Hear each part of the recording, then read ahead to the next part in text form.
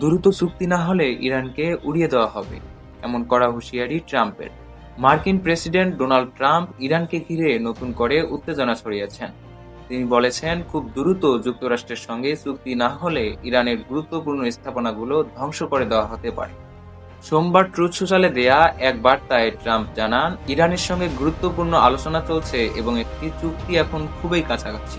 তবে সতর্ক করে তিনি বলেন, যদি আলোচনায় ব্যর্থ হয় এবং হরমুজ প্রণালী দ্রুত খুলে না দেওয়া হয়, তাহলে ইরানের বিদ্যুৎ কেন্দ্র, তেল কেন্দ্র ও খাড়ক দ্বীপে বড় ধরনের সামরিক হামলা চালানো হবে।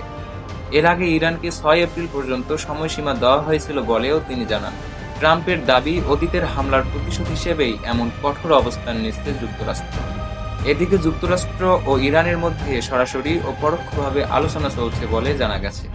মধ্যপ্রাচ্যের কয়েকটি দেশ, মিশর, সৌদি আরব, তুরস্ক ও পাকিস্তান এই আলোচনার মধ্যস্থতার চেষ্টা করছে। অন্যদিকে ইরানের নেতারা পাল্টা হুঁশিয়ারি দিয়ে বলেছেন, যুক্তরাষ্ট্র গোপনে হামলার পরিকল্পনা করছে এবং এর জবাব দিতে প্রস্তুত তারা। সব মিলিয়ে চুক্তি না হলে যুদ্ধ। এখন পুরো বিশ্ব তাকিয়ে আছে এই উত্তেজনাপূর্ণ পরিস্থিতির দিকে।